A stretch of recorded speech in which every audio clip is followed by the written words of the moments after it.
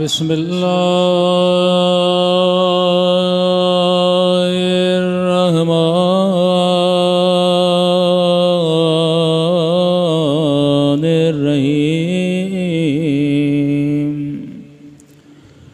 अल्हम्दुलिल्लाहि रब्बिल आलमीन। अल्हम्दुलिल्लाहि कमा हुवा अहलो। अस्सलातु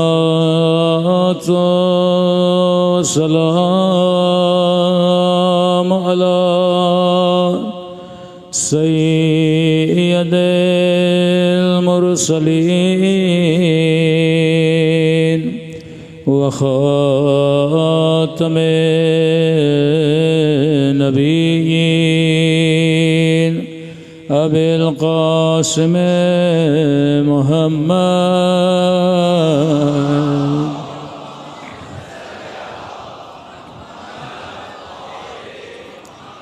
व अला आलिहि तय्यबीन ताहिरीन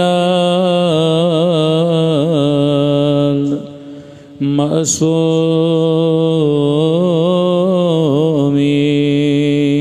संभल के दुआ इमाम ज़मान। अल्लाहुम्मा कुल्ले वलीका हुज्जत इब्ने हसन सलवातुका अलैहि व अला आबाए फी हाज़िहि साअत व फी कुल्ली वलिय्यन व हाफ़िज़ा व क़ाइदन व नासिरा व दलीलन हत्ता तुस्किनहु अर्ज़क व तुमत्तिअहु फ़ीहा तवीला बिरहमतिक या अरहमर राहिमीन। सलवात पढ़े मोहम्मद।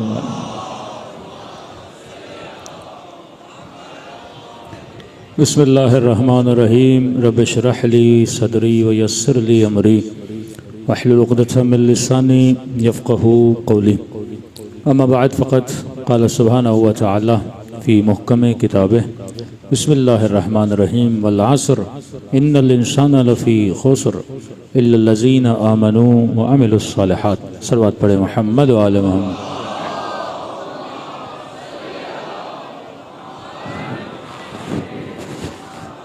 दुआ है परवरदिगार आलम हम सब की इबादतों को अपनी बारगाह में कबूल फरमाएँ और जो मकसद ज़िंदगी मकसद इबादत लेकर इस फ़र्श अज़ा पे तशरीफ़ लाते हैं खुदा उन तमाम मक़ासिद में भी हम सबको कामयाबियाँ कामरानियाँ नसीब फरमा दें।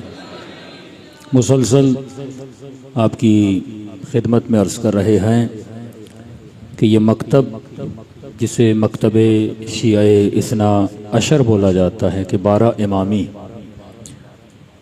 अब इमाम तो 12 हैं पर निज़ाम एक है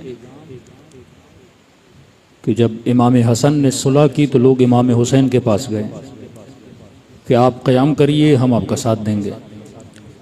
तो इमाम हुसैन ने फरमाया कि जिस तरह हसन तेरा इमाम है इसी तरह हसन मेरा इमाम भी है। तो ये नहीं हो सकता। अगर इमाम हुसैन के ज़माने में इमाम हसन होते तो वही करते जो इमाम हुसैन ने किया। अगर इमाम हसन की जगह इमाम हुसैन होते तो वही करते जो इमाम हसन ने किया। ये नूर वाहिद हैं, ये अल्लाह की मशीयत में चलने वाले इमाम हैं। और खुदा का वादा कि ज़मीन को हम सालिहीन का विरसा बनाएंगे। यरसुहा इल्ला इबादियस सालिहीन। एक ऐसा नूर जिसे परवरदिगार आलम ने सूरह नूर में जिसका जिक्र किया कि नूरुन अला नूर, एक शीशी के अंदर बंद नूर है, नूर के ऊपर नूर है, और ये ख़ास शजर है जिसको खुदा ने नाम दिया शजर जैतूनिया, जैतून का शजर है। अजीब है कि कुरान मजीद में परवरदिगार आलम ने जो कसमें खाई हैं, इसलिए बारहा कहता हूँ ये कुरान हिकमत की किताब है, ये गौर व फिक्र की किताब है। अल्लाह बारहा कहता है इसमें निशानियां हैं साहिबाने अक्ल के लिए। जो बंदा 5 मिनट इस किताब को पढ़े और थोड़ा सा सोचेगा, फिर वो समझेगा कि वाकई इसके अंदर निशानियां हैं। हक को पहचानना चाहते हो तो ज़रा गौर व फिक्र से पढ़ो। ये बड़ा प्यारा लफ्ज़ खुदा ने इस्तेमाल किया कि साहिबाने लुब व अतबिरू या उलिल अलबाब, इबरत हासिल करो साहिबान लुब। लुब कहते हैं मगज़ को। आप मार्केट में गए और आपने अखरोट खरीदे, अखरोट है छिलका, अंदर है मगज़। घर के अंदर आए और आपने एक अखरोट को तोड़ा, अंदर मगज़ नहीं था। दूसरा तोड़ा, मगज़ नहीं था। तोड़ते गए, बेमगज़ अखरोट निकलते गए। आपने पैसे पे किए हैं, आप 1 किलो 2 किलो अखरोट लेकर जाओगे, दुकानदार को कहे जनाब हमने इतने हज़ार दिए और आपने हमने बेमगज़ अखरोट दे दिए। तो अल्लाह भी कहता है कि मैं जन्नत में छिलकों को नहीं भेजूंगा, जन्नत में वही जाएगा जो साहिबे मगज़ होगा। ये मगज़ विलायत अहले बैत अलैहिस्सलातु वस्सलाम है। ये अक्ल जो इंसान के जहन में होनी चाहिए, वो अक्ल वही इलाही है। किसके ज़रिए से आपको मिलती है? मकतब अहले बैत अलैहिस्सलातु वस्सलाम के ज़रिए। इर्तक़ाए अक्ली, शिया मकतब से जितने फ़िरक़े टूटे, मैंने ज़्यादा इस्माइलिया पे नहीं पढ़ा ताकि मसाइल ना हो, लेकिन कुछ लोगों ने कहा मौलाना, मैंने कहा आप इंटरनेट का ज़माना, जाके लिख लीजिए।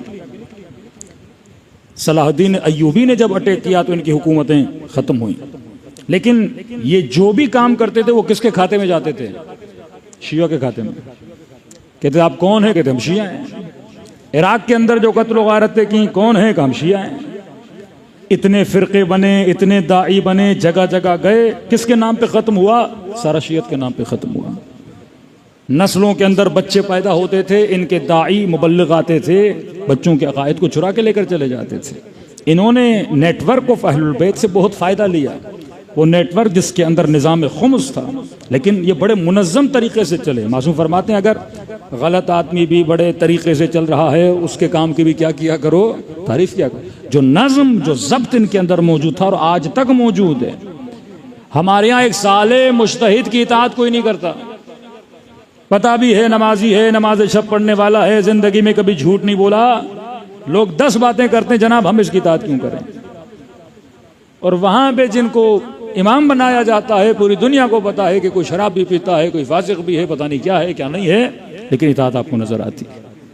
तो खुदा कहते हैं हमने इताअत में बरकत रखी है, हमने लीडरशिप के अंदर बरकत रखी है। वो घर चाहे फासिक का हो, चाहे जालिम का हो, किसी का घर भी हो, लेकिन अगर उसके अंदर लीडरशिप है और उसके घर के अंदर रहने वालों के अंदर इताअत है, इस घर को कोई शिकस्त नहीं दे सकता। एक घर के अंदर 5 भाई हैं पर यूनाइटेड हैं, सारे मोहल्ले वाले डरेंगे, जनाब एक को कहोगे तो 4 और भी आपकी जान को पड़ जाएंगे।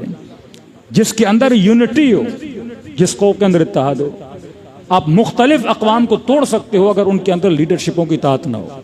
आपके सामने मिसाल है, मिस्र की मिसाल है, ट्यूनिस की मिसाल है, लीबी की मिसाल है। इतना मजबूत मुल्क लीबी, आज जाके देखिए लीबी का हाल क्या हुआ। क्योंकि हदफ ये था कि पूरे मिडल ईस्ट के हालात को ख़राब किया जाए, क्योंकि दुनिया का 70% रिसोर्सेज, पूरे वर्ल्ड के 70% रिसोर्सेज आपके मिडल ईस्ट के अंदर हैं। वो पेट्रोल की सूरत में, वो गैस की सूरत में, वो मादनियात की सूरत में यहीं पर मौजूद है। अब अगर मुसलमान मजबूत हो गया तो वो वेस्टर्न वर्ल्ड का मुकाबला कर सकता है। इस मुसलमान को आपस में लड़ाओ, कभी दाइश को बना के। अब जाहिर है वहाबी अगर किसी शिया को मारता है या दाइश किसी शिया को मारता है तो दोनों मुसलमान ना, तो उनका फ़ायदा है। और जब आपस में लड़ेंगे तो असलहा किन से लेंगे? उन्हीं से असलहा लेंगे।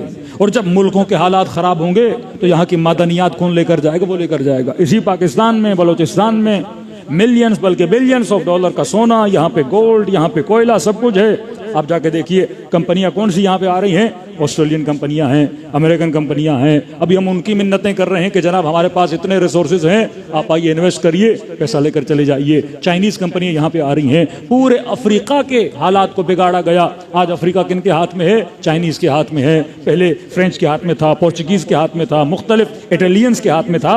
सारे मुल्कों के रिसोर्सेज को ये चोरी करते हैं और अपनी कौमों पे लगाते हैं, और यहाँ की कौमों की सकाफत को, यहाँ के कौमों के मकातिब को, यहाँ की कौमों में तफरका फैलाते हैं ताकि मुसलमान मुसलमान से लड़े और इनकी नस्लें पनप न पाएं। अब इन सारे फितनों से अगर किसी ने मकतबे अहले बैत को बचाया, वो फ़िक्र अहले बैत अलैहिस्सलातु वस्सलाम थी, वो नेटवर्क था अहले बैत अलैहिस्सलाम का था। अब आप फर्श अज़ा पे जमा होते किसकी बरकत है? कि इमाम हुसैन की बरकत है। दुश्मन पूरा साल मेहनत करता है, लेकिन ये 10 दिन इमाम हुसैन आपको अपने दरवाजे पे बुलाते हैं, आपकी फ़िक्रों की निजासतों को हटाते हैं और फ़िक्र को फ़िक्र हुसैनी बना के जवान को बाहर भेजते हैं। सलवात पढ़े मोहम्मद व आले मोहम्मद।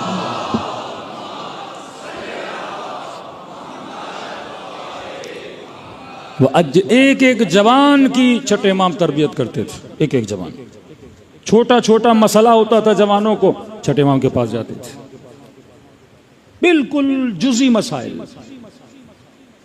जैसे एक जवान गया इमाम के पास, मौला जवान हूँ, शादी की ज़रूरत है, किसी खातून को देखा है, पसंद आ गई हैं, बताइए क्या करूँ। हाँ। कभी कभी दिल गिरफ्तार हो जाता है इंसान का। तो ये रुजू बे मासूम के, मासूम की तरफ जाओ अपने मसाइल को लेकर। इमाम ने फरमाया जब किसी चीज़ पे निगाह पड़े, वो गाड़ी हो, वो घर हो, वो इंसान हो, अच्छा लगे, रुजू अल्लाह की तरफ करो और ये दुआ करो, अल्लाहुम्मा आतिनी मिन फज़लिक, ऐ खुदा अपने फजल और करम से मुझे क्या कर, अता कर। कई लोगों को आज के ज़माने में मसाइल होते हैं तो हम कहते हैं भाई मसला हल हो जाएगा। हज़रत मूसा के लिए अल्लाह ने समंदर को ज़मीन में बदल दिया, इब्राहीम के लिए आग को गोल गोल, ये पुरानी बातें हैं। तो हमने कहा जो खुदा 10,000 साल पहले था वो खुदा आज ही है, खुदा नहीं बदला, खुदा वही है। न खुदा का पावर कम हुआ है, न एनर्जी कम हुई है। वो खुदा जो मिलियन साल पहले काम कर सकता है वो आज भी कर सकता है। मसला तुम्हारी हिम्मत में है, तुम्हारा इरादा इब्राहीम जैसा नहीं है, तुम्हारा इरादा हजरत मूसा जैसा नहीं है। इमाम ने फरमाया जब भी कोई चीज़ अच्छी लगे तो ये दुआ करो, अल्लाहुम्मा आतिनी मिन फज़लिक, ऐ खुदा मुझे अपने फजल और करम से क्या कर, अता फरमा। दूसरा जवान आया, मौला तंग दस्त हूँ, पैसे नहीं हैं। मैं दुआ करता हूँ तेरे लिए, अल्लाह तुझे क्या बनाए, अमीर। रुजू बे मासूम, पूरे मुआशरे को एक रहबर ने अपने साथ क्या किया हुआ था, जुड़ा हुआ था। याद रखिए जब मुआशरे के लीडर में, रहबर में और अवाम में फासला आ जाता है, फिर इस फासले और स्पेस को भरने के लिए कई ऐसी कुव्वतें, ताकतें बीच में आ जाती हैं जो अवाम को लीडर से क्या करती हैं, तोड़ देती हैं। ये रब्त अगर मासूम के साथ न रहा, और मासूम नहीं आपका जो भी लीडर है, अगर लीडर के साथ आपका रब्त न रहा। तेहरान की गलियों में जब हम चलते थे तो टैक्सी ड्राइवर, मुख्तलिफ लोग रहबर मौज़म को बुरा भला कहते थे। तो हमने देखा ये रब्त तोड़ने की कोशिश डिश के जरिए से, मीडिया के जरिए से, न्यूज़ चैनल के जरिए से। किसी भी मुल्क में अगर अवाम की लीडर और रहबर के साथ, वो सियासी लीडरशिप हो, वो रूहानी लीडरशिप हो, उसमें फासला डालना है तो सबसे पहले कैरेक्टर सेशन की जाती है ताकि लोग इससे क्या हो जाएं, दूर हो जाएं। इल्ज़ामात लगाए जाते हैं, तफरका फैलाया जाता है कि उनको पता है अगर अवाम लीडर के साथ रही तो ये लीडर सबसे बड़ी ताकत इख्तियार कर जाता है और कोई भी बहुत बड़ा चेंज माशरे के अंदर ला सकता है। तो इमाम ने कभी भी अपने शियों से रब्त नहीं तोड़ा। कमौला तंगदस्त हूँ, परेशान हूँ। इमाम फरमा मैं दुआ करता हूँ। अमीरुल मोमिनीन के पास जवान आया, मौला मैं आपकी मदद करना चाहता हूँ। कभी खुदा कहता है कि मन अंसारी अल्लाह, कौन है जो खुदा की मदद करे। ये नेटवर्क का तरीका देखिए। अल्लाह समद, वो खुदा जो गनी मुतलक है, जिसे किसी मदद की ज़रूरत है ही नहीं, फिर वो कहेगा मेरी मदद करो। अमीरुल मोमिनीन के पास मौला मैं आपकी मदद करूँ। इमाम फरमाया आइनूनी बिल वरअ वज़्ज़ुहद, ऐ जवां अगर अली की मदद करना चाहते हो तो ज़ुहद और तकवा के ज़रिए से अली की मदद करो। अपनी मदद करोगे तो इसी मदद में अली की मदद है। अच्छा घर बनाओगे, अच्छा कारोबार करोगे, यही अमीरुल मोमिनीन की मदद है। टाइम पे मस्जिद में आओगे, गुनाह से बचोगे, ये अली की मदद है। ये गिरिया, ये मजलिस, ये जवानों को जमा करके मस्जिद में बुलाना, इमाम हुसैन को क्या मिल रहा है? आपकी मदद है। ये इंसजाम पैदा होगा, वहदत पैदा होगी, जहन साजी होगी, नस्लें सही बनेगी। मौला अली को क्या मिलना है? वो तो अपनी रिसालत पूरी कर रहे हैं। फरमाया तुम्हारी नस्लों को मदद मिलेगी। इमाम जाफर सादिक ने फरमाया मैं दुआ करता हूं,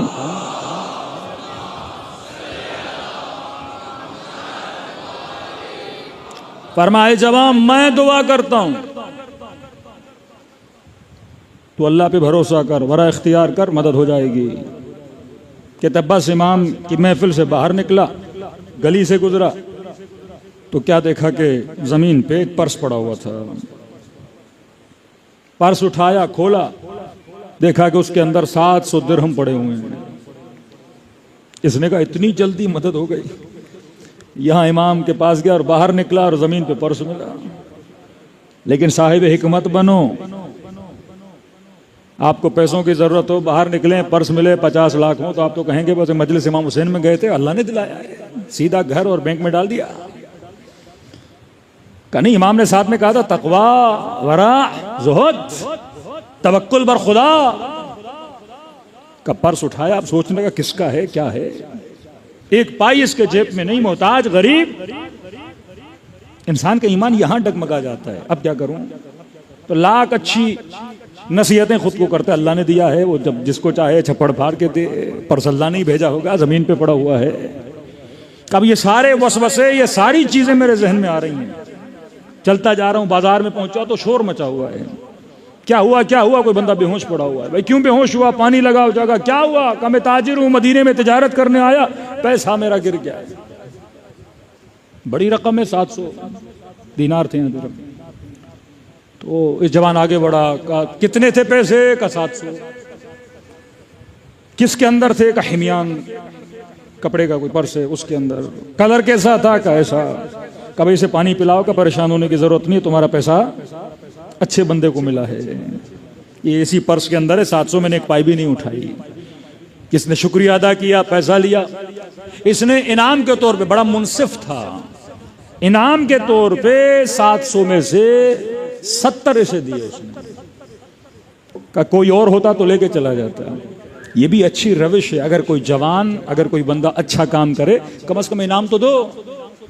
एक बंदे का 1 करोड़ गुम हो जाए, 2 लाख गुम हो जाए, कोई बंदा ढूंढ के, भाई बस शुक्रिया करो, चाय पिला के उसे खाली हाथ भेज नहीं, तो 4,000 निकाल के उसके हाथ पे भी रखो, ताकि तशवीक हो उसकी, कल किसी और का मिले तो अच्छा काम भी करे। हमारे यहाँ कोई फोन करके बोलता है आपकी चीज मिली, हम ऊपर से 2 सुनाते हैं उसको, आपके पास क्या कर रही है? हाँ? गुम हमने की, कसूर हमारा। ये रविश किरदार अहले बैत अलैहिस्सलातु वस्सलाम कि अगर कोई अच्छा काम करे उसकी तशवीक करो। बच्चा इम्तिहान में पास हुआ, तशवीक करो। जवान मस्जिद से होकर आया, बेटी ने अच्छा हिजाब पहना।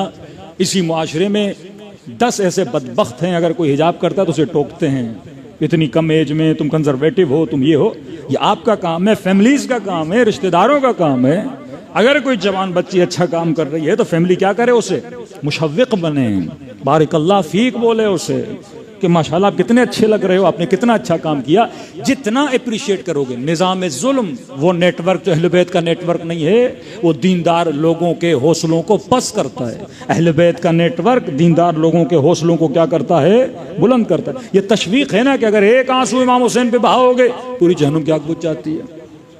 मौला हुसैन की ज़ियारत को जाओगे, 60 उम्रों का सवाब है। ये अल्लाह क्या कर रहा है? आपकी तशवीक कर रहा है ना।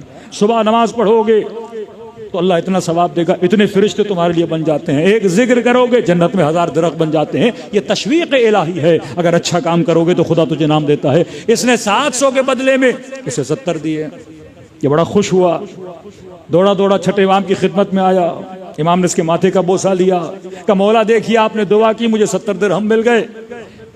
तो इमाम ने कहा किस तरह का? मौला इसी तरह चीज मिली, मैंने वापस की, 700 वापस किए, 70 दे दिए। मौला इतने खुश हो, इमाम ने अपनी जेब में हाथ डाला, 30 दिरहम इसे और दे दिए। तो 70 की जगह इसके कितने हो गए? 100 हो गए। जब इसके 100 हुए ना, तो यहां छठे इमाम ने एक जुमला फरमाया। इमाम ने फरमाया अगर वो 700 का अदद 100 से ज्यादा था अगर पहले लेता तो वो 700, अभी तेरे पास 100, लेकिन 700 में इतनी बरकत नहीं होती जितनी 100 में बरकत है, क्योंकि 700 हराम का था, 100 हलाल का है। हा? ये तशरीक़ अहले बैत अलैहिस्सलातु वस्सलाम, ज़हन साजी करना नौजवान नस्लों की, अपने साथ जोड़े रखा, फिर इमामों ने नुमाइंदे बनाए। जैसे अहवाज में इमाम का नुमाइंदा था एक मोमिन, बड़ा परेशान। आप यकीन करेंगे कि अहले बैत के चाहने वाले हुकूमत के अंदर इतने दाखिल हो चुके थे कि हाकिमों को भी पता नहीं था ये इमाम के चाहने वाले हैं, जिनमें मशहूर जनाब हारमदान है। मतलब जब तक हारून रहे पता नहीं। मामून नमाज जनाजा पढ़ाते हैं बड़ी शौकत, शान और शौकत से, क्योंकि इमाम ने इन्हें एक बशारत दी थी। इमाम ने फरमाया था कि कभी तुम्हारे बदन को जालिम की तलवार छुएगी नहीं, कभी तू जेल या जिंदान में नहीं जाएगा, कभी तुम्हारे बच्चे फ़कीर नहीं बनेंगे, एक शर्त पे कि जब भी हमारे चाहने वाले को कोई मसला हो उसकी परेशानी को हल करना। इसके नतीजे में हम तुझे ये वादा देते हैं। अहवाज का वाली हुकूमत में चाहने वाला इमाम का शख्स आया मौला के पास, मौला मेरे ऊपर टैक्स बहुत बढ़ चुका है, हुकूमत टैक्स लेना चाहती है, मेरे पास पैसे नहीं है, कर्जा बहुत बढ़ चुका है, आपका चाहने वाला है। इमाम ने सिर्फ एक ख़त लिखा कि ये मेरा चाहने वाला है, जितनी इसकी मदद कर सकते हो इसकी मदद करना। यह आया, उस वाली के घर गया, का ये ख़त है। वाली ने रात को घर में बिठाया, का कितना कर्जा है? मसले उसने कहा 2-3 हज़ार का ठीक है, ये मैं अपनी जेब से दे रहा हूँ। कितना टैक्स है? किसने हुकूमत का इतना मकरूज हूँ, का सारा टैक्स भी तुम्हारा क्या किया, माफ़ कर दिया। सवारी ववारी है? का नहीं कुछ भी नहीं है। का घर में ऊँट थे, घोड़े थे? का ये भी मैंने तुझे दे दिए। कालीचा था? का ये भी तुम्हें दे दिया। और पैसों की ज़रूरत है? वो भी उसे दे दिया। का बस एक काम करना, जब अपने मौला के पास जाना उसे इतना कहना कि मैंने तुझे इतना दिया कि तू राज़ी हो गया, और वापसी पे मौला से पूछ के आना कि वो मुझसे राज़ी हुए हैं कि नहीं हुए हैं। ये वो निज़ाम अहले बैत अलैहिस्सलातु वस्सलाम। इस तरह से वो कला बनाए, लोगों को भेजते थे, शियों के मसाइल को क्या करते थे, हल करते थे। एक ऐसा सिस्टम बनाया जिसमें शिया के साथ क्या हो जाए, जुड़ जाए। मैंने इराक़ और ईरान की मिसाल दी। 8 साल जंग 2 मुल्कों में चले, उसकी अवाम आपस में दुश्मन बन जाती है, लेकिन ये नाम हुसैन, ये अज़ा इमाम हुसैन, ये 40 और मशी इमाम हुसैन, दुनिया यकीन नहीं करती कि जो मुल्क 8 साल आपस में लड़े हैं वो एक दूसरे के पांव दबा रहे हैं। कोई किसी को पानी पिला रहा है, कोई किसी को शरबत पिला रहा है। 40 पे आप जाते हो ना, सबका रंग एक होता है, नारा एक होता है। नारा हुसैन का रंग सियाह होता है, और सारे कहाँ जा रहे होते हैं, एक क़िबले और एक इमाम की तरफ, जिसका नाम हुसैन इब्ने अली है। ये नक्शा था इस नेटवर्क का कि शिया दुनिया में कहीं भी हो ये आपस में जुड़ जाए। किसके ज़रिए से जुड़े? विलायत अमीरुल मोमिनीन और नाम अहले बैत अलैहिस्सलातु वस्सलाम से इनके दिल जुड़ जाते हैं। इनकी पहचान हुसैन बने, अमीरुल मोमिनीन बने, और सब का क़िबला इमामत हो। 40 इमाम हुसैन एक नक्शा है ज़हूर इमाम ज़माना का, कि 20 मिलियन लोग शदीद गर्मी में पैदल चल रहे हैं, पांवों में छाले पड़ गए। एक वो तबका जो जा रहा है, दूसरा वो तबका जो अतराफ में खड़े होकर इनकी खिदमत कर रहा है। ड्यूटीज तकसीम हो गई। एक वो जो इमाम की तरफ जाएगा, दूसरा वो जो जाने वाले की नुसरत करेगा, उसके रास्ते के कांटे हटाएगा। अगर बीमार है तो पाँव ठीक करेगा, अगर परेशान है तो माल देगा, अगर प्यासा है तो पानी देगा। लेकिन ये सारे कहाँ जा रहे हैं? पूरा सिस्टम कहाँ जा रहा है? इमाम की तरफ। कौन? हुसैन, जो शहीद हो चुके हैं। ट्रेनिंग दी जा रही है इस नेटवर्क को कि जब तुम शहीद इमाम की तरफ इस तरह बिलब बिलब के अतश के आलम में जा रहे हो, तब तसव्वुर करो जब इमाम ज़माना ज़हूर करेंगे तो तुम्हें इसी तरह इमाम पे लब्बे कह के जाओ। न कौम, न रंग, न नस्ल, आप कौन सी लैंग्वेज में बात करते हो नहीं पता। कोई पर्शियन, कोई अरब, कोई कुर्द, कोई तुर्क, कोई कहाँ से, कोई कहाँ से, कुछ अफ्रीकन हैं, मुख्तलिफ लोग जमा हो गए। किसके नाम पे? ज़बान एक है और वो नाम हुसैन इब्न अली है। इस नाम ने लोगों को जोड़ दिया है। हमारे उस्ताद कुरान की एक आयत पढ़ते थे, इय्याका नअबुद व इय्याका नस्तईन इहदिनस सिरातल मुस्तकीम सिरातल लज़ीना अनअमत अलैहिम। ऐ खुदा मुझे हिदायत दे और मुझे उस रास्ते पे चला जिस रास्ते पे तूने अपनी नेमतों को नाजुल किया। तो कहते हैं अगर फिजिकल दुनिया में ये रास्ता ढूंढना चाहें कि कोई ऐसा रास्ता दुनिया वाले हमें बताएं जहां पे नेमत ही नेमत हो, कि पूरी दुनिया घूम लो, वेस्ट घूम लो, ईस्ट घूम लो, यूरोप घूम लो, पूरी दुनिया 2 किलोमीटर का रास्ता भी नहीं दिखा सकती जिस पे नेमत ही नेमत हो। लेकिन आ जाओ मकतब अहले बैत में 70 किलोमीटर का रास्ता है जिसके हर मीटर पे नेमत ही नेमत है। कोई दुनिया का ऐसा रास्ता नहीं। खाना फ्री, पानी फ्री, हर चीज आपको फ्री मिलती है।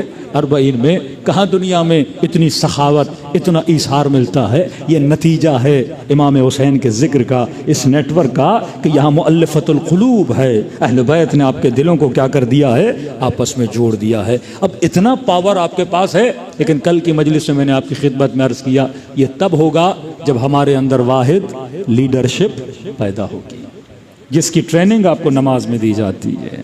इमाम जमाअत, बच्चा मस्जिद में आता है, इमाम जमाअत को देखता है। पहले इंतखाब इमाम है।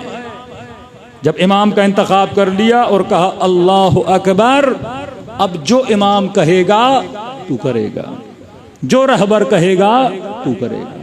रहमाउ बैनहुम अशद्दाउ अलल कुफ्फार, जब काफरों के मुकाबले में जाते हैं तो इनसे बड़ा कोई शदीद नहीं। लेकिन जब आपस में आते हैं तो अरबईन हुसैनी का माहौल होता है। कोई शरबत पिला रहा होता है, कोई पानी पिला रहा होता है, कोई पाँव दबवा रहा होता है, मुख्तलिफ खिदमत में। एक मौक़िफ़ में हम गए तो वो साहब हमें लेकर गए कि मौलाना वो देख रहे हैं टॉयलेट को बंदा साफ कर रहा है। मैंने कहा ये मल्टी बिलियनर आदमी है, मल्टी बिलियनर।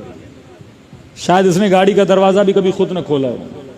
इतने नौकर, इतने चाकर, अफ्रीका का एक बहुत बड़ा बिजनेसमैन है। लेकिन यहाँ पे आ रहा है, जिन वाशरूम से में इमाम हुसैन के ज़ायरीन तहारत के लिए जाते हैं वहाँ पोछा लगा रहा है। मैंने कहा यही तो कमाल अबा अब्दुल्ला है कि यहाँ इंसान को इंसान बनाना सिखाया जाता है, कि ज़ात की मोहब्बत कर पाँव रखो और ये एहसास करो कि तुम किसके खादिम हो, इमाम हुसैन के खादिम हो। ये फ़र्श अज़ा खाकसार हमें बनाना सिखाता है। लेकिन ये कामयाबियाँ तब मिलेंगी जब आपके अंदर वाहिद लीडरशिप होगी। आज हमारे माशरे का अलमिया ये है कि हमारे यहाँ वाहिद लीडरशिप नहीं है। फिर उस नमाज जमात का फ़ायदा क्या हुआ? ये तो डेली दिन में 5 मरतबा नमाज पढ़ के खुदा आपके बच्चों को, नस्लों को ट्रेनिंग दे रहा है।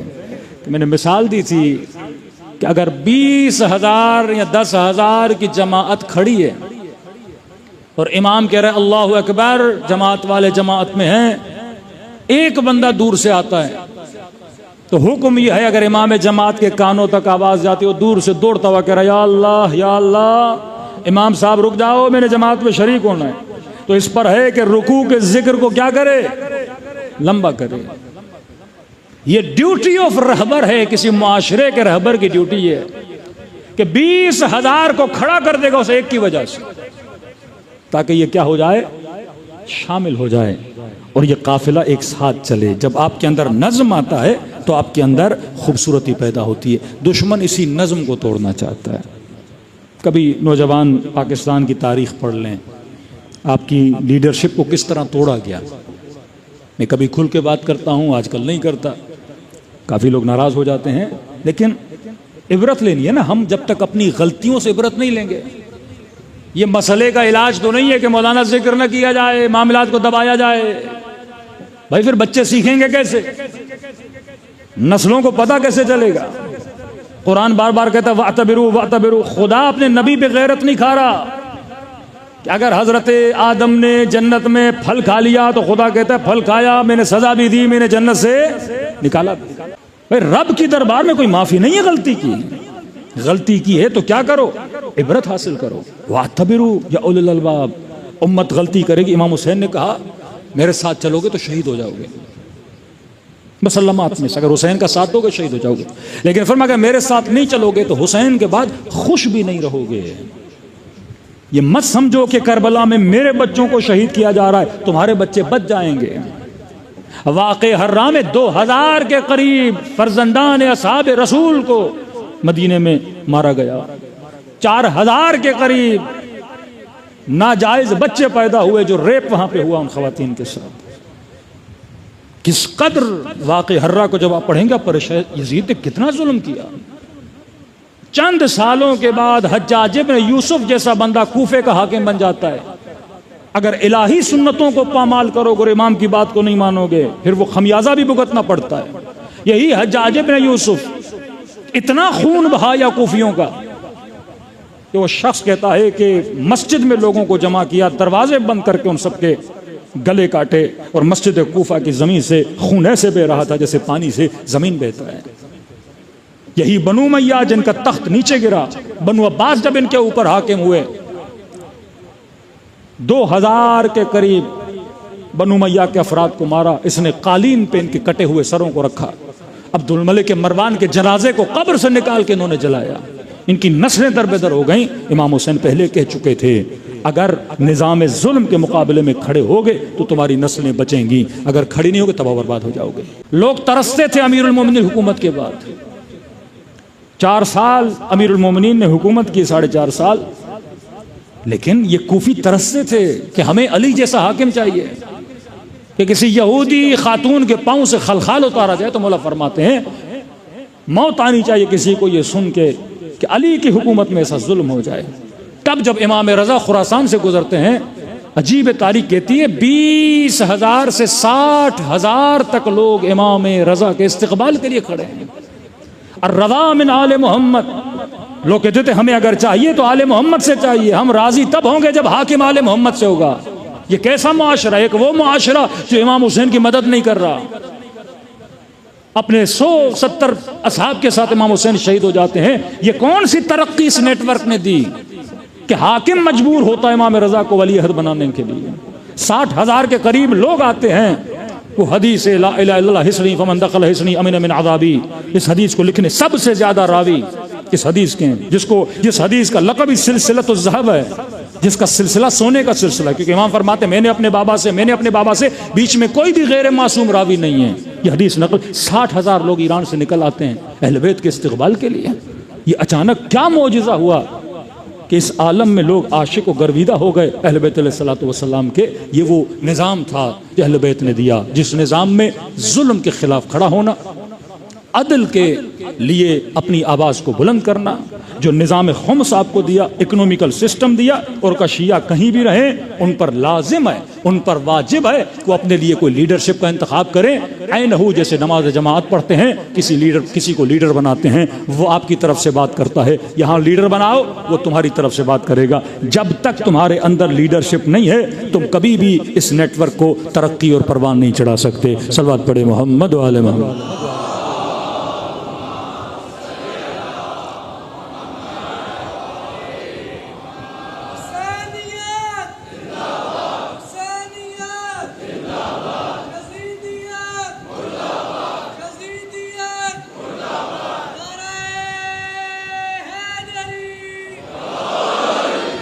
जब तक हम उस निज़ाम को, उस सिस्टम को नहीं समझते, जब तक इस नेटवर्क का हिस्सा नहीं बनते, एक फुटबॉल टीम भी आप बनाते हैं, एक कैप्टन होता है, बड़ी अकलानी बातें हैं।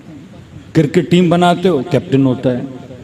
मुल्क में इलेक्शन होते हैं, एक वज़ीर आज़म होता है। कराची के मसाइल हैं, किसी को नाज़िम बनाया जाएगा। भाई जब तक लीडर ना हो, वअतसिमू बिहब्लिल्लाहि जमीआ, हमारे अंदर एक ख़ास फ़िरका बना कि नहीं भाई जब तक इमाम ज़माना नहीं आते किसी लीडर की ज़रूरत, लीडर होगा बस मासूम होगा। तो भाई फिर अदम हुजूर मासूम में कौम क्या करे? उसूलियों का, अखबारियों का, तफ़कीकियों का मुख्तलिफ अकायद जब इस कौम में फैल जाते हैं, कौन गाइड करेगा कौम को? फिर हर बंदा अपनी मर्जी से कौम को लेकर चलेगा। लेकिन जब वाहिद मुनज़्ज़म लीडरशिप होती है, आपके अंदर एक निज़ाम है, मस्जिदों का निज़ाम। अब्बास टाउन में एक मस्जिद, न्यू रिजविया में मस्जिद, DHA में मस्जिद। हाँ, अब कितना आसान है। आपका एक लीडर हो, उसके नुमाइंदे कौन होंगे? मसाजिद के इमाम जुम्मा और जमात। नेटवर्क है ना, नेटवर्किंग का शोबा जो जवान पढ़ते हैं IT में उनको पता है। रास में लीडर, ये निज़ाम विलायत है। निज़ाम विलायत इसी तरह चलता है। आप एक लीडर बनाओगे, नीचे उसके वकील हों, नुमाइंदे हों। वो कौन है? इमाम जुम्मा और जमात। हर इमाम जुम्मा और जमात के पास 400, 500, 600 नमाजी तो हैं जुम्मे में जो आते हैं। हाँ, सलात में जो फसाउला ज़िक्रिल्लाह बदरुल बै। जुम्मे की इतनी अहमियत क्यों है? जुम्मा निज़ाम विलायत का नाम है। जुम्मे में मसाइल को डिस्कस किया जाता है। अब इमाम जुम्मा और जमात को खत अगर न मिले, खत कहते हैं लाइन, तो कभी कोई जुम्मा पढ़ेगा, कभी कोई जुम्मा पढ़ेगा, कभी किसी टॉपिक को छेड़ेगा, कभी किसी टॉपिक को छेड़ेगा। कौम के अंदर यकजहती पैदा नहीं होगी। लेकिन तसव्वुर करें, रास में, मुआशरे के रास में, हेड ऑफ द सोसाइटी में एक लीडर हो। वो लीडर मसलन पूरे पाकिस्तान के अंदर जितने इमाम जुम्मा और जमात हैं उसके ऑफिसेज हैं। और जुमे का काम क्या है? अब्बास टाउन का इमाम जुम्मा और जमात अगर यहाँ पे उसने 10 साल गुजारे, 15 साल गुजारे, उसे पता है कि अब्बास टाउन में किस मोमिन की बेटी को जहेज की ज़रूरत है, किसका शोहर मर गया, बेवा हो गई। जवान आते हैं, मौलवियों से पूछते हैं, मौलाना निकाह का मसला, तलाक का मसला, खुला का मसला, सारे मसाइल आ जाते हैं। तो सबसे बाखबर तरीन अफराद कौन है? मौलवी साहब हैं। उसको पता है मोहल्ले के मुतदय्यिन कौन है, कौन से बूढ़े हैं, बुजुर्ग हैं, कौन सी खवातीन, क्या क्या। ये बेहतरीन सिस्टम, नेटवर्क अहले बैत ने आपको दिया है नमाज का। क्योंकि ऐलान विलायत नमाज में हुआ और नमाज जमात में हुआ। इन्नमा वलियुकुमुल्लाह व रसूलुहु वल्लज़ीना आमनुल्लज़ीना युक़ीमूनस सलात व युतूनज़ ज़कात व हुम राकिऊन। अमीरुल मोमिनीन हालत जमात में, नमाज जमात में थे। रब्त विलायत है जमात के साथ। पूरा नेटवर्क आपको देकर गए जो किसी के पास नहीं है। माशरे के रास में उसका लीडर होगा। अगर उसने कोई ऑर्डर देना है, वो लेटर की सूरत में, ऑडियो की सूरत में, ग्रुप की सूरत में, जहां जहां जुम्मा और जमात है उन तक वो पैगाम भेजा जाता है। हर इमाम जुम्मा इन 500 लोगों को पैगाम देता है। आपको न किसी मीडिया की ज़रूरत है, न किसी टीवी की ज़रूरत है, न किसी रेडियो की ज़रूरत है। ये तो अहले बैत ने मीडिया भी दे दिया, टीवी भी दे दिया, आपको रेडियो भी दे दिया, और बड़ी आसानी से पैगाम फैल गया। निज़ाम खुम्स, इकोनॉमिकल सिस्टम। अब हर मस्जिद में 500 लोग आ रहे हैं। खुम्स जो साहिबान हैसियत उन पर वाजिब है। ये सारा पैसा जमा हो, किसके पास जाए? लीडर के पास जाए। जमा कौन करेगा? यही इमाम जुम्मा और जमात, इनके पास आएगा। अब लीडर इजाजत देगा कि जनाब आपके पास जो पैसा जमा हुआ, या अगर बजट में कमी है तो हम आपको भेज देंगे। अब आपके मोहल्ले में कोई बेवा है, सहम इमाम से उसे दिया जाए। कोई गरीब सैयद है, सहम सादात उसे दिया जाए। किसी को शादी का मसला है, मसला हल किया जाए। वल्लाह माशरे में कोई शिया फकीर रहेगा। अपनी बैंक्स बना सकते हैं, इमाम बारगाह इसके 2nd फ्लोर पे स्कूल बना सकते हैं। इन्हीं सहम इमाम से, सहम सादात से लोगों के मसाइल को हल कर सकते। पूरा इकोनॉमिकल सिस्टम आपको दिया। उसी निज़ाम खुम्स पे अगर आगा खानी अपनी सोसाइटी को हैंडल और मैनेज कर सकते हैं, हम क्यों नहीं कर सक रहे हैं? उन्होंने भी तो ये निज़ाम इमाम जाफर सादिक से लिया है ना, लेकिन अभी तक चला भी रहे हैं, मैनेज भी कर रहे हैं। आप क्यों नहीं कर पा रहे हो? क्योंकि हमारे अंदर लीडरशिप की कमजोरी है। मौलवी को बांटने वाला होना चाहिए, मौलवी बन गया मांगने वाला। रुजू हो ना। एक आलिम की इज्जत और एहतराम कब हो? जब लोग उससे रुजू करें। यहां का पेश इमाम हो, किसी की बच्ची की शादी नहीं हो रही, गुर्बत में पड़ा हुआ है, ये रुजू करता है सेठ साहब के पास। सेठों के दरवाजों पे, कोठियों पे बैठे रहते हैं कि भाई थोड़ा सा खुम्स दो, बेटी की शादी करवानी। क्योंकि सेठ निजाम से निकल गया। इसने खुम्स देना था मरकजी मस्जिद के मसलन मौलाना को, अगर वो नेटवर्क बन जाए। अब इस गरीब का रुजू किसकी तरफ हो? मौलाना की तरफ। बेवा होगा, गरीब होगा, नौकरी नहीं होगी, परेशानी होगी, मौलवी बनेगा मंबे इख्तिसाद।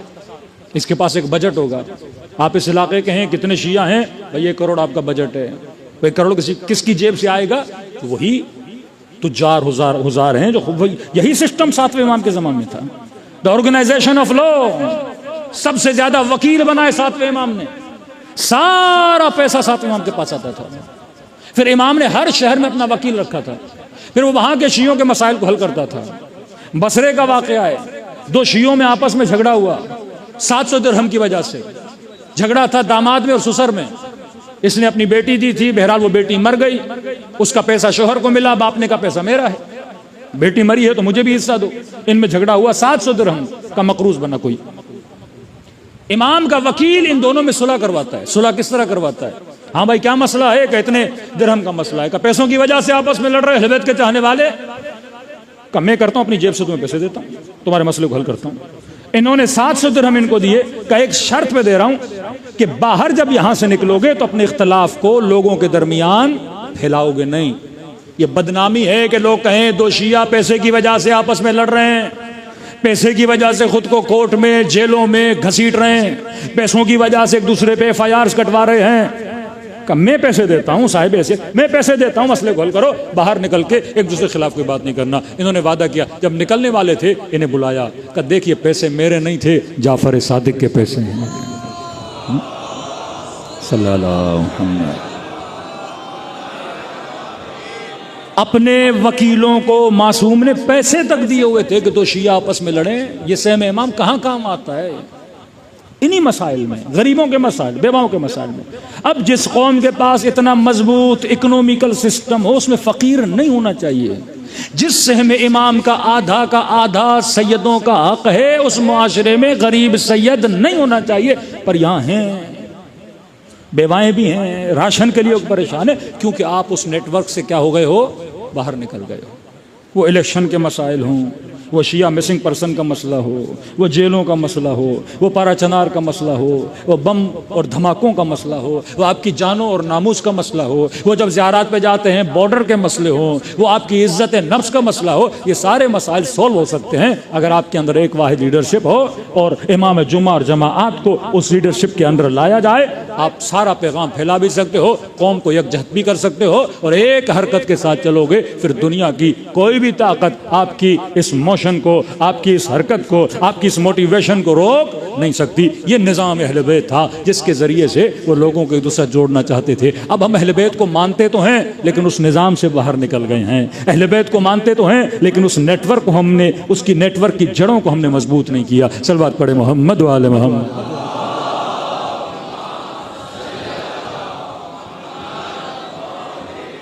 मोहम्मद व अज्जिल फरजहुम। तभी मासूम फरमाते हैं, ऐ जवान, इस नेटवर्क के अफराद व तक़वा, आइनूनी बिल वरअ व ज़ुहद, मदद करो अली इब्न अबी तालिब की वरा और ज़ुहद के ज़रिए से।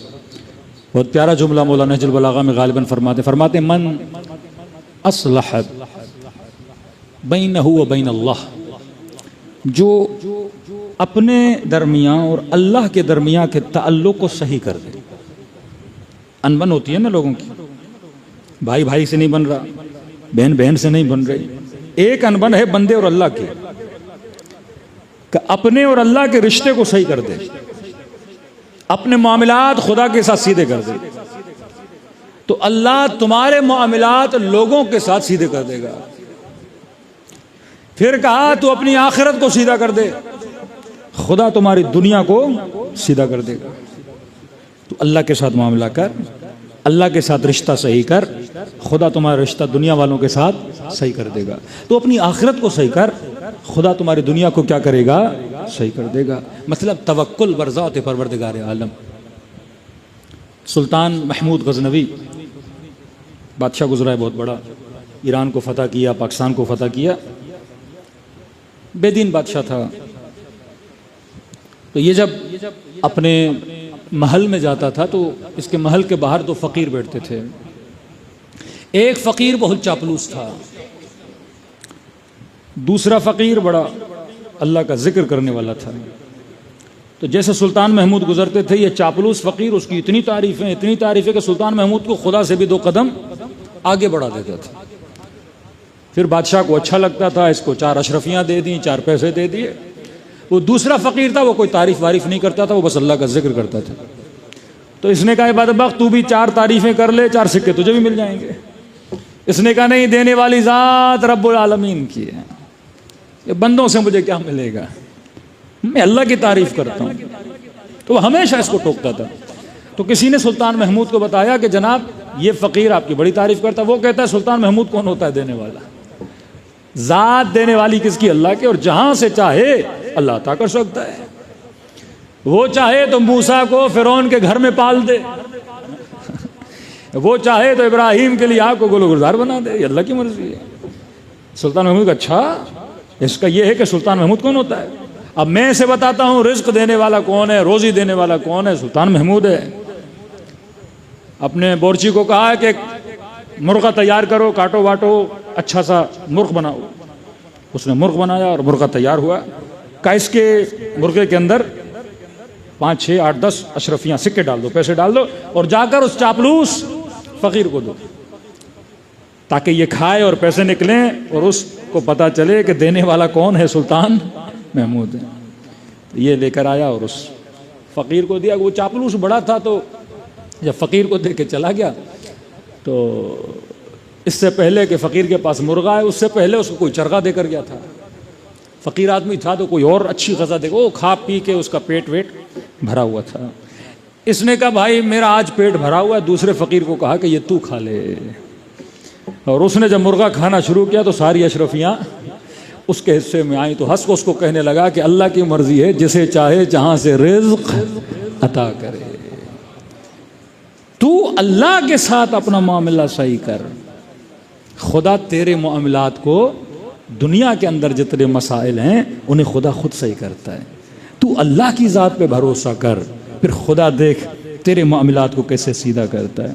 ईरान के बहुत बड़ा आलिम दीन आयतुल्लाह नुखदकी नाम, बहुत सारे, अबुल हसन नुखदकी, एक मोमिन उसके पास आया कि मौलाना मेरी फसलें तबाह हो रही हैं, ये फसलों पे जो मकड़ियाँ वकड़ियाँ पता नहीं जो अटैक करती हैं, फ़ारसी में मलख बोलते हैं, तो कहा वो सारी अटैक करके मेरी फसलों को खा गई हैं, फसल में बरकत नहीं।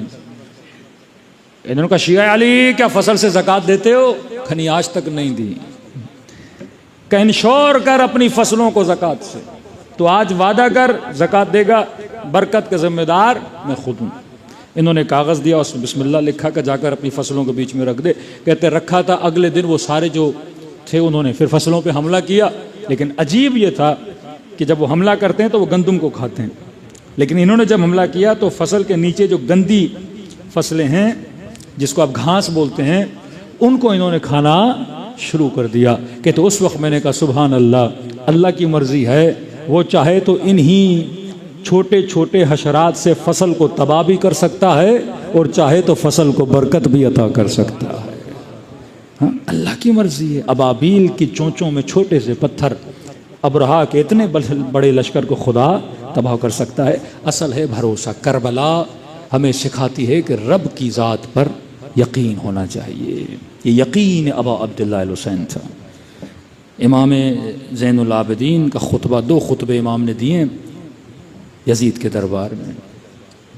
फरमाया मैं सफ़ा का बेटा हूँ, मैं मरवा का बेटा हूँ।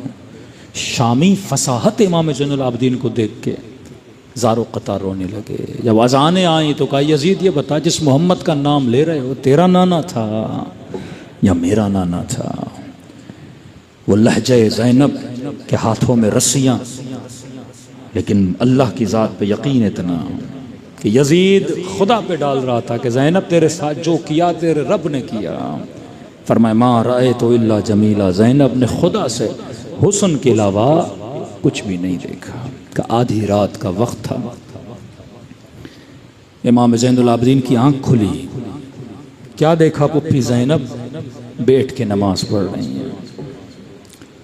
फरमाया पुप्पी अम्मा, जब मैं कहता हूँ ना ज़ैनब फ़क़ीहा हैं, शरीयत शनास हैं, शागिर्द अमीरुल मोमिनीन हैं, फ़िक़ह शनास हैं। शरीयत में है कि जब तक कोई तकलीफ नहीं बैठ के नमाज नहीं पढ़ सकते। फरमाया पुप्पी अम्मा कोई बदन में तकलीफ है?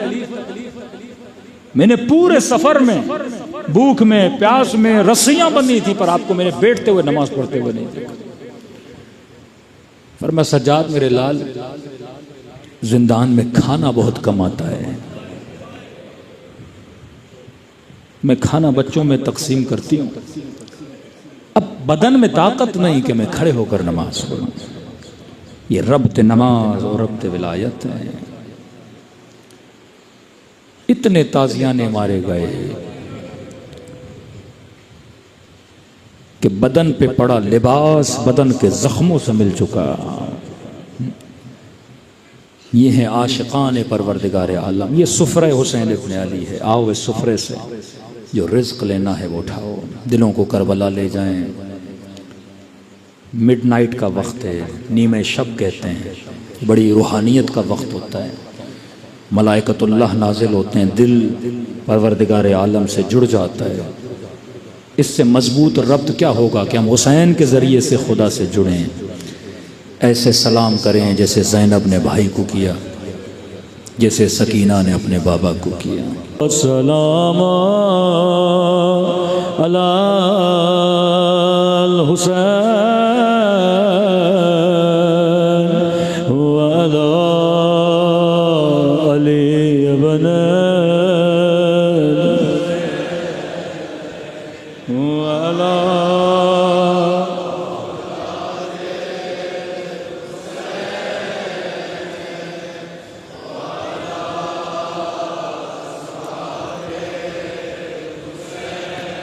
सब मिलके अस्सलाम अला हुसैन व अला अली इब्न व अला औलाद हुसैन व अला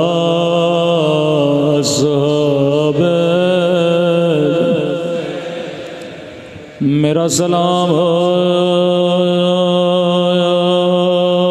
उस दर्द भरे मंजर पे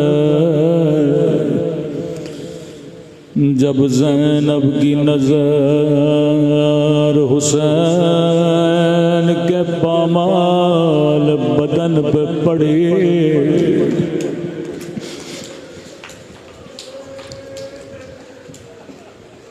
निगाहों को आसमां की तरफ बुलंद किया, फरमाया मेरे अल्लाह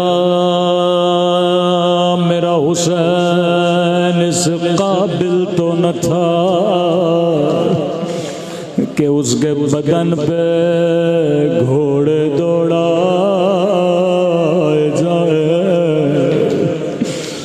मेरे अल्लाह अम्मा ज़हरा ने चक्किया पीस पीस के पाला था।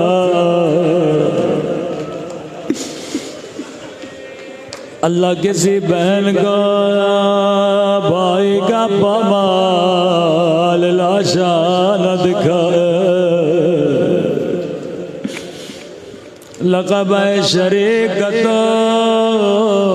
हुसैन, शरीक गम हुसैन ज़ैनब,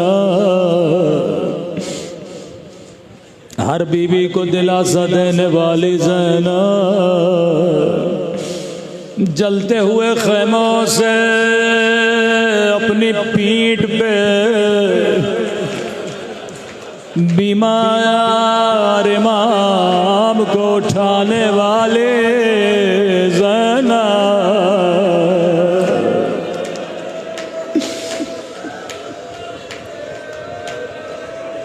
अपनी गोदी में सकीना को सुलाने वाले ज़ैनब,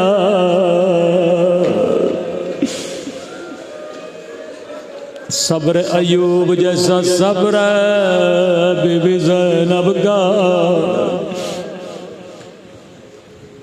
कोई खातून कितनी भी मजबूत हो, लेकिन अपने बच्चों के लाशों को देखना, अपने बच्चों की कटी हुई गर्दन देखना बड़े छोटे छोटे बच्चे थे। सैयदा ज़ैनब के रिवायत के जुमले हैं, जब भी कोई जनाजा खेमे में आता था, सैयदा ज़ैनब कभी माँ को करीब नहीं जाने देते थे। पहले खुद जाते थे, नोहा करते थे, मातम करते थे। इमाम हुसैन की भी आदत थी, जब भी कोई लाशा खेमे में लाए, माँ को नहीं बुलाते थे, पहले बहन ज़ैनब को बुलाते थे। जब अली असगर को लेकर आए, बहन ज़ैनब रुबाब को न बताना,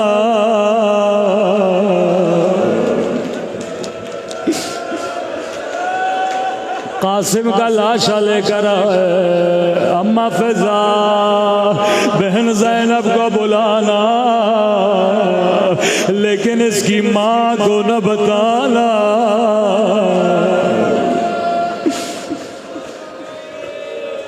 जब अकबर का लाशा उठाना चाहा, हुसैन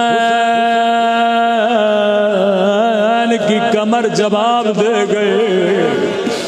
खेमे के दर से आवाज आई, ठहर जा हुसैन, मैं ज़ैनब आती हूँ।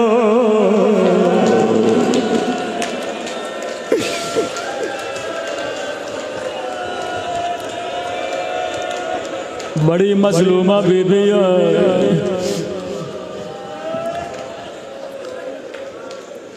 जब बच्ची थी, जब 4 साल उम्र थी बीबी ज़ैनब की, उस वक्त सैयदा ज़हरा ने फरमाया, फिज़ा मेरी बेटी को बुला। बचपने में आई, माँ के साथ बैठ गई। फरमाती है, क्या देखा? टूटे हुए हाथ से अम्मा ज़हरा तस्बीह पढ़ रही है। मैं शियों को कहता हूँ, जब अल्लाह से दुआ करो, इस टूटे हुए हाथ का वास्ता दिया करो, खुदा कभी दुआ रद्द नहीं करेगा।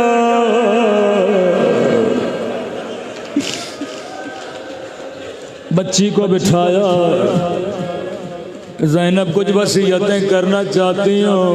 जी अम्मा। ज़ैनब हमारी से गठड़ी निकाल के लाना। नन्हे नन्हे हाथों से गठड़ी उठाई, माँ के सामने रखी। ज़ैनब जरा गठड़ी खोलना। गठड़ी खुली। सैयदा कहती है, मैंने देखा चंद कफन। पहला कफन मान लिया ज़ैनब, ये ले अम्मा, ये किसका कफन है? ज़ैनब, ये तेरी माँ का कफन है। बेटियां माँ के जनाजों को देखें बड़ा मुश्किल है। बेटा जब बाबा गुस्ल दे, कफन बाबा को दे दो। जी अम्मा, बचपन से बीबी को सब्र की तलकीन की जा रही है। फिर गठड़ी से दूसरा कफन लिया। फरमाती है, मैं दिल ही दिल में दुआ कर रही थी, अल्लाह करे ये ज़ैनब का कफन हो। अम्मा ये किसका कफन है? ज़ैनब, ये तेरे बाबा अली का कफन है। तेरे बाबा के सर पे ज़रबत लगेगी। कफन लिया। माँ का जाना देखूंगी, बाबा का जाना देखूंगी। फिर तीसरा कफन लिया। अब दिल ही दिल में दुआ कर रही है, मेरे अल्लाह माँ चली जाएगी, मेरे अल्लाह बाबा चले जाएंगे, लेकिन मुझे भाइयों का जाना न दिखाना। अम्मा ये किसका कफन है? ज़ैनब ये मेरे हसन का कफन है। मेरे लाल को जहर दी जाएगे, जिगर के टुकड़े बाहर आएंगे। हाय मजलूमियत ज़ैनब। तीसरा कफन फरमाती हैं अब जो गठड़ी में देखा एक कफन बाकी था। अब दुआएं करने लगी, मेरे अल्लाह अम्मा का जाना देखूंगे, बाबा का जाना देखूंगे, हसन का जनाजा देखूंगे, लेकिन मेरे अल्लाह ज़ैनब को मौत दे देना, लेकिन मुझसे हुसैन का जाना मुझसे हुसैन का जाना नहीं देखा जाएगा।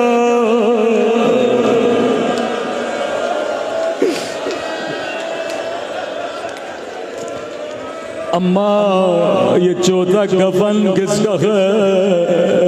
माँ ने रोते हुए कहा ज़ैनब ये भी मेरे हसन का कफन है। अम्मा हसन के लिए दो दो कफन, मेरे लाल के बदन पे तीर बरसाए जाएंगे। ज़ैनब मेरे लाल को दूसरा कफन पहनाना।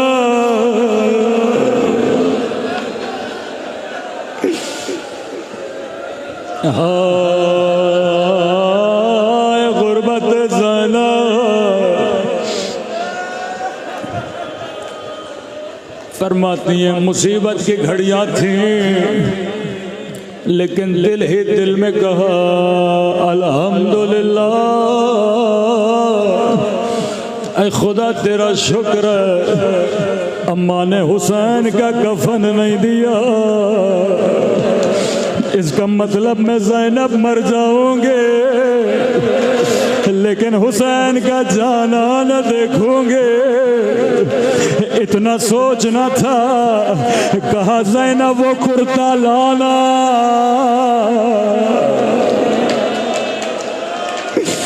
अम्मा ये किसका कुर्ता है? ज़ैनब ये मेरे हुसैन का कफन है। अम्मा हसन के लिए दो दो कफन। ज़ैनब मेरे लाल पे घोड़े दौड़ाए जाएंगे।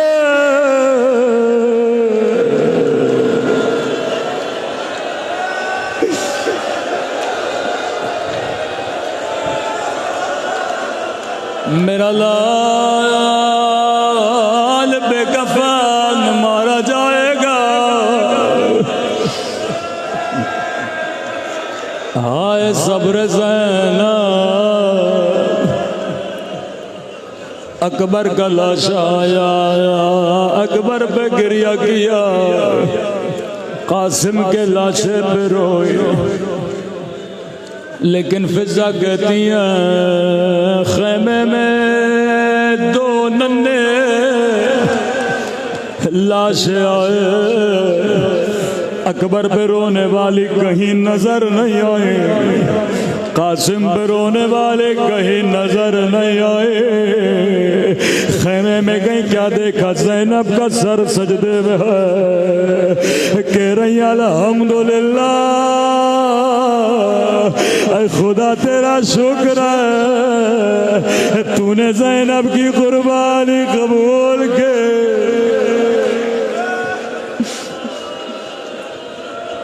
फरमाती है कभी ज़ैनब ने अपने बच्चों पे गिरिया नहीं किया।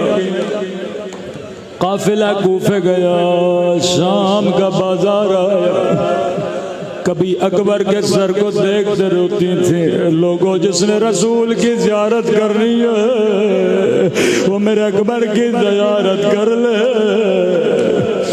कभी अब्बास को देख के रोती थी, अब्बा तुझे मेरी चादर पे बड़ा नाज था। अब्बास में ज़ैनब उजड़ गए।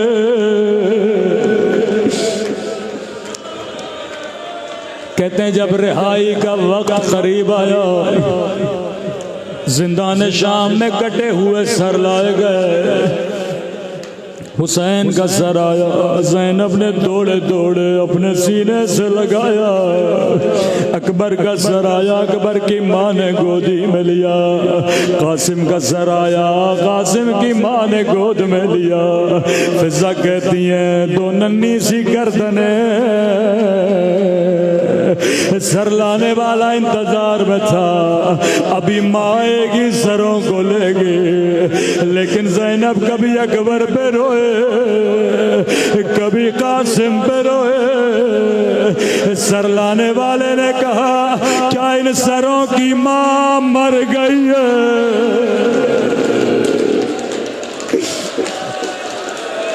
फिजा दौड़े दौड़े आगे बढ़े, सरों को गोद में लिया। बीबी ज़ैनब की खिदमत में आई, रो के अर्ज किया बीबी क्या बच्चों से नाराज हो? पूरे सफर में बच्चों को देखा तक नहीं।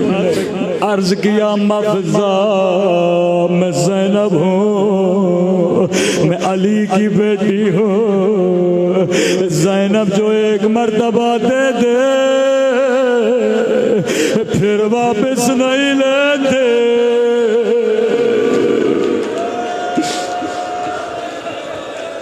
न करबला में रोए, न शाम में बच्चों पे रोए। काफिला मदीने पहुंचा, सज्जाद में नाना के रोजे पे जाना चाहती हूँ, ना महरमों से रोजा खाली कराओ।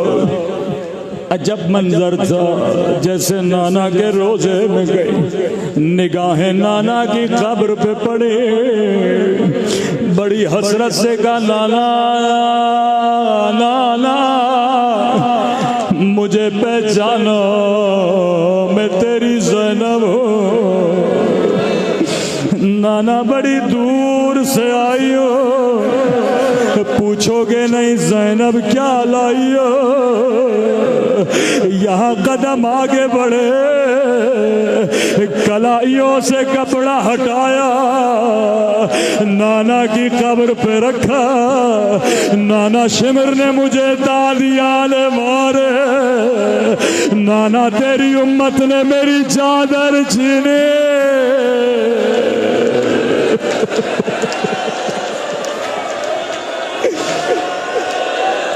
नाना मेरा हुसैन मारा गया, लेकिन नाना के रोज़े पे ज़ैनब ने बच्चों का नाम नहीं लिया। रावी कहता है रोज़े से बाहर आ, सीधा जन्नतुल बक़ी। माँ की कब्र पे कोई लंबे मसाइब नहीं पड़े। अल्लाह आपको टूटी हुई कब्र ज़हरा की ज़ियारत नसीब कर रहा है। रिवायत के जुमले बड़े सख्त हैं। माँ की कब्र पे बैठी कोई मसाइब नहीं पड़े, लेकिन कब्र ज़हरा में ज़िलज़िला आया। एक काम किया ज़ैनब ने, एक मर्तबा खून भरा कुर्ता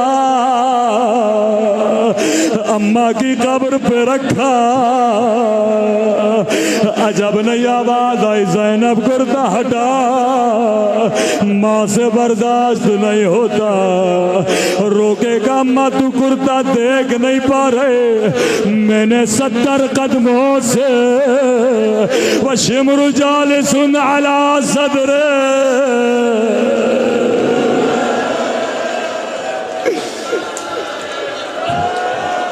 अम्मा अम्मा मैंने शिमर को हुसैन के सीने पे देखा, कानों में एक आवाज आई, किसी कनीज की आवाज आई, आकाज़ादी अब्दुल्ला बुला रहे हैं। कब्रिस्तान से उठी लड़खड़ाते हुए घर की तरफ रवाना हुए। मुझे नहीं पता क्या सोच के जा रही थे, अब्दुल्ला बाप है, पूछेगा ज़ैनब मेरे बच्चे, ज़ैनब मेरे औला मोहम्मद।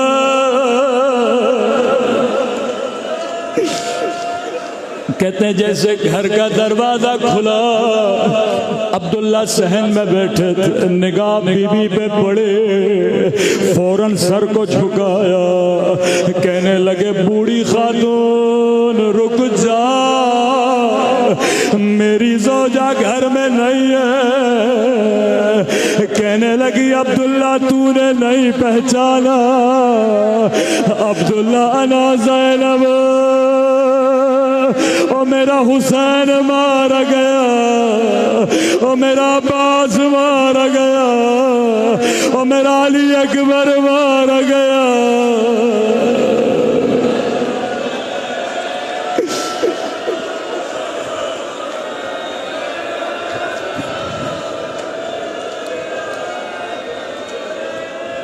मेरी माएँ बहनें मजलिस में मौजूद हैं। ज़ैनब करबला में बच्चों पे नहीं रोई, कूफा और शाम में नहीं रोई, नाना के रोज़े पे नहीं रोई, अम्मा की कब्र पे नहीं रोई, लेकिन ज़ैनब के सीने में भी माँ का दिल है।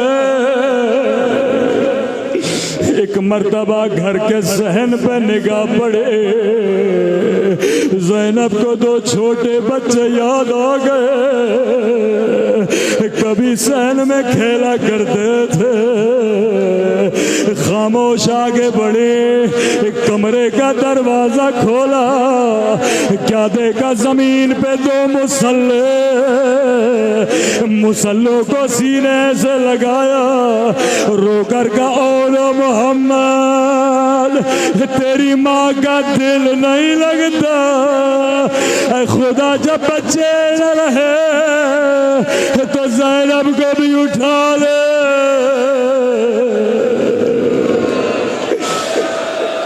अल्लाह